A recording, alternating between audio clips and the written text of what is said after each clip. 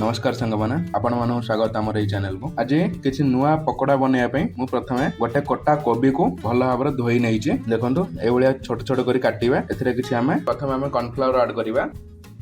मु एठी 4 चम्मच कॉर्नफ्लावर ऐड करूछि। पछरे दरकार हैला आमे अल्प किछि मध्ये ऐड करिबा।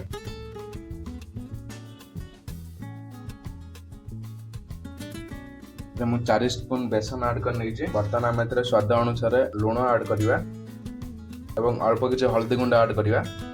तापरे यह भल भाव में मिक्स करिबा। बिल्कुल पानी ऐड करबानी, सुखला सुखला ही मिक्स करिवे जोटा कि हमर कोबी बांधी हवा दरकार। आगे भल भाव में यह सुखला सुखला मिक्स करि नबा। तापर दरकार हला अल्प किसी पानी ऐड करिवा जोटा कि टाइट करिएटा हमर बांधी हवा दरकार। देखंतु वर्तमान यह भल भाव में गोळै सला परे हमर बैटर टी बहुत बढ़िया मजा देखंतु केमिति प्रस्तुत हेई सारिछि। बहुत बढ़िया मोटालिया एई भली आपण माने रखिबे। बैटर टी प्रस्तुत होला परे मु सेतरे गोटे सिजा आलू नेइछि एवं सेतरे किछि काटि के रखिदिया पियाज को मध्ये ऐड कर नेइछि। यहाँ पर सांगमान देखो मुझे किसी भिजई रखि सोला नहीं एगुड़ी आम भल भाव में मिक्स करनवा। पूरा बहुत बढ़िया बढ़िया चकड़ा को जो यार मोटा अंश आहरी बढ़ी देखो केते बढ़िया भाव में बैटर रेडी हो। बर्तमान मुझे को साइड में रखी गैस रो स्टोव टी ऑन करी कढ़ई गोटे बसई नहीं किसी सनफ्लावर तेल ऐड करछि। देखो तेल टी भल भाव में गरम हो सारा पर आम रेडी कर रखिदिया बैटर को एमती गोटे पर गोटे ऐड कर नवा। देखो मोटालिया थिबार बहुत बढ़िया बजारे एगुड़ाक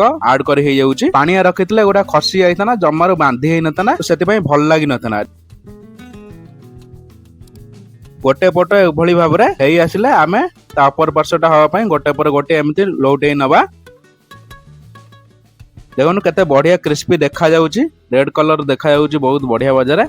ये जिनस हो सारा पर आपण मैंने थरुटे ट्राए करिए, बहुत बढ़िया लगे। वर्षा पागे खायापाई बहुत टेस्टी लगे।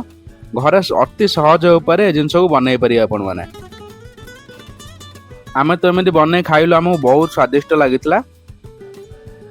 आपण मैंने ये थे ट्राए करेंगे। देखो केते बढ़िया मजार रेड पड़ जाइए। देखो जिनसटी बर्तमान मोर हो गला। मुझे गोटे पर गोटे एमती काढ़ी नवा। काढ़ी नहीं सारा किसी समय आम ठंडा हाँपाई रखी नवा। ठंडा हो सारा बेसी ठंडा हवा को देबेनी कारण हम गरम गरम टिके रहउथिबा। टिके सॉक्स पकई खायारे टेस्ट बहुत बढ़िया लगियो। देखंतु केते बढ़िया क्रिस्पी लागुची। भांगी देले मधे ता भीतर देखंतु केते बहुत सुंदर देखा होउची। वर्तमान आको आपण माने खाइकी एभले थरे बनै ट्राई करी खाइकी मजा नेबे। वीडियो को शेष पर्यंत देखिथिबार आपण मानक बहुत बहुत धन्यवाद। एई भले नुआ नुआ रेसिपी पई वीडियो को लाइक आ चैनल को सब्सक्राइब करिया पई भूलिबे।